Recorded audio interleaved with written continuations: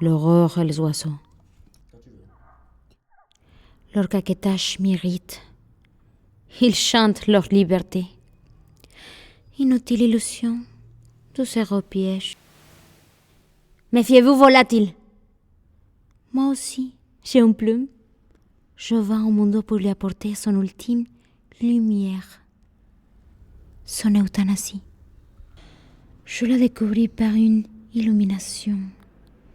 Considérant l'existence comme indésirable, persuadée par la perfection de non-être, je voulus me noyer. Alors que mon esprit se dissipait petit à petit, semblablement à Bouddha, je compris que je suivais une voie trop extrême et qu'il me fallait accepter de vivre à condition que mon existence se consacrât à l'abolition du monde.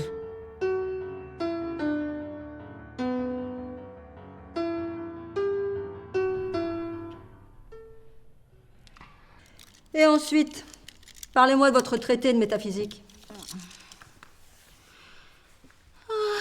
Dès le lendemain, je commençais mon grand livre. Il démontrait la suprématie du néant et la nécessité de se donner la mort. Et vous avez trouvé un éditeur pour le publier? Non. Dans cette quête sans fin, j'ai ressenti un désespoir qui me conduisait aux plus misérables extrémités. Et ensuite? Je sombrais dans la foi. J'ai fréquenté une église. Je voulus recevoir les baptêmes.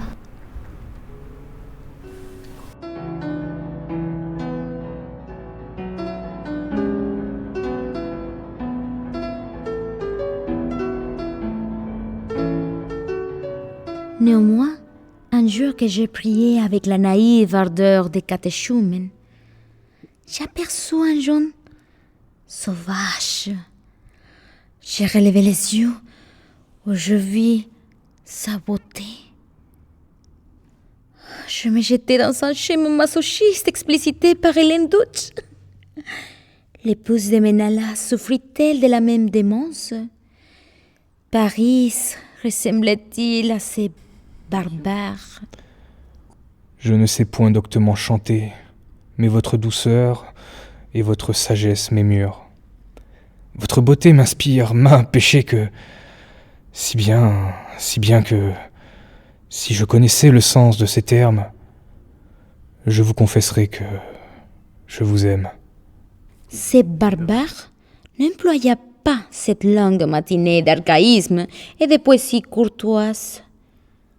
Non, moi, j'aurais aimé qu'il me déclarât ainsi sa flamme.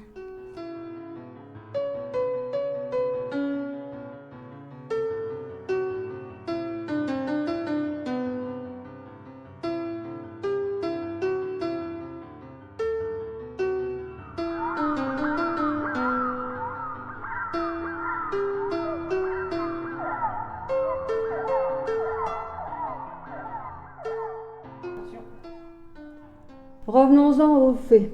Ce jeune homme, Papageno, était-ce votre futur complice? Oui. Il ne connaissait autre vie que les vols. Il n'entendait rien à la spiritualité ou à la poésie. Et vous avez converti ce barbare à votre philosophie.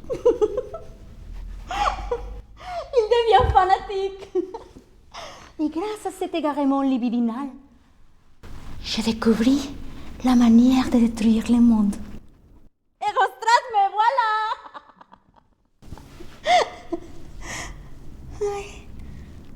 J'ai découvert que la seule moyen d'abolir notre monde consistait à créer un arsenal atomique.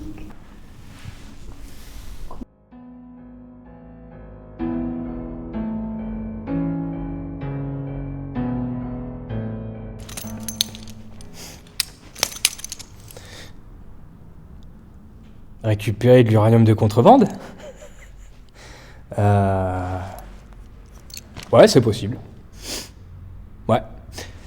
Je connais un étudiant en physique et qui, comme toi, professe que le monde ne vaut rien. Et lui non plus n'a pas rendu sa thèse. Les profs.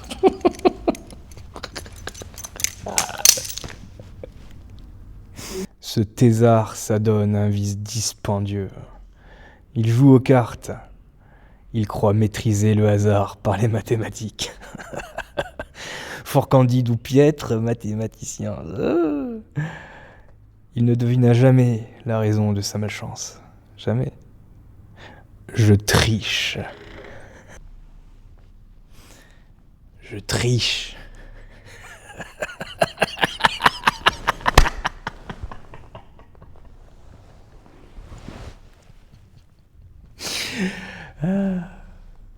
J'ai pris contact avec ces doctorants. Ma philosophie et son désarroi le persuadaient. En échange de quelques kilos de matière radioactive, j'effaçais ce d'ajout.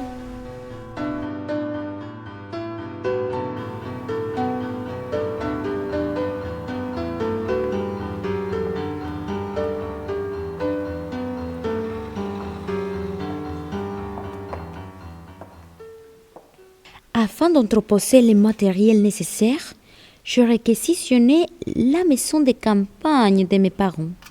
Les livraisons débutèrent promptement.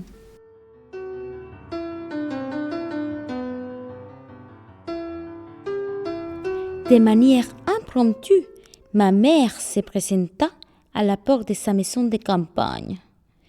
Elle me demanda pourquoi je me trouvais là. Mon amant m'accompagnait. Elle jugea inadéquat que j'occupasse cette maison sans qu'elle le sache, et surtout avec un inconnu dont le genre les déplaisait. Une querelle s'ensuivit. Ma mère remarqua les matériels qui envahissaient la maison.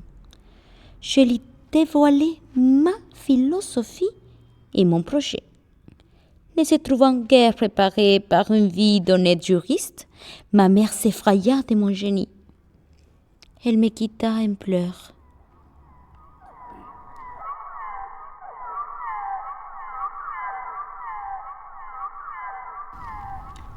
Le lendemain, l'un de vos inspecteurs frappa à ma porte.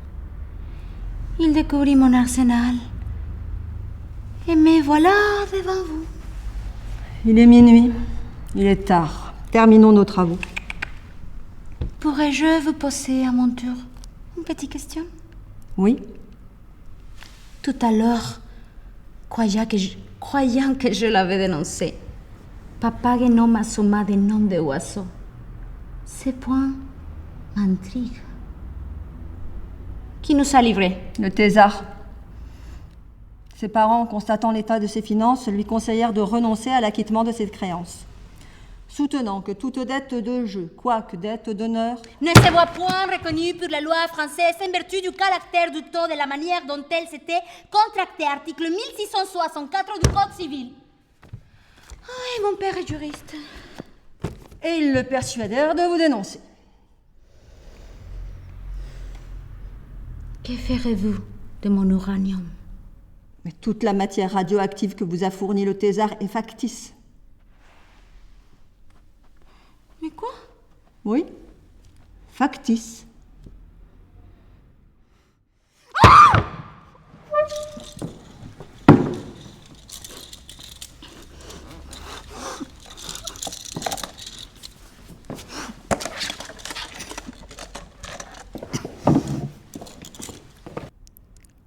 De la sorte que je n'avais travaillé que sur une illusion. Quelle leçon d'humilité! Nous ne travaillons qu'auteur de nos songes.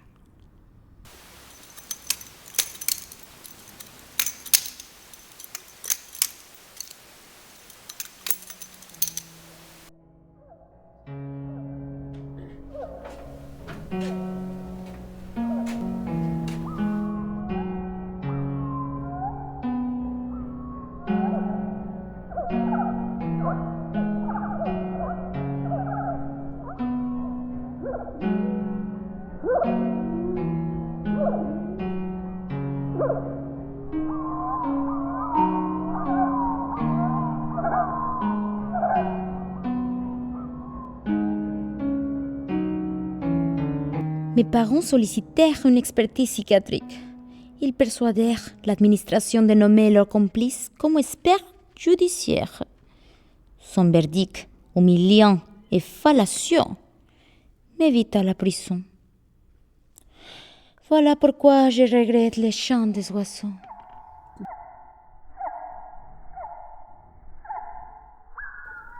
Un jour, je partirai. Je laisserai le monde son habituelle obscurité. Il aura manqué une opportunité de rejoindre la lumière du néant. Malgré ces murs, mon combat continue. Il ne s'achèvera pas avec moi.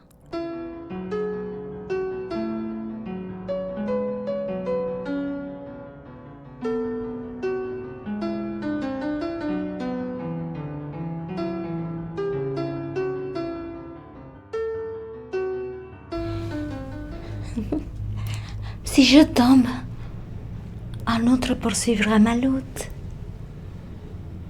Un jour, mes idées triompheront.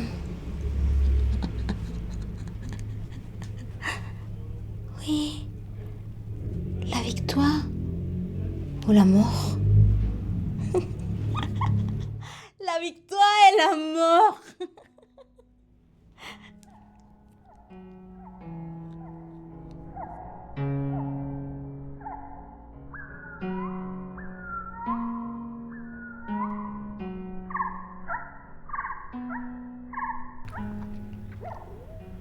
Si je tombe, un autre poursuivra ma lutte.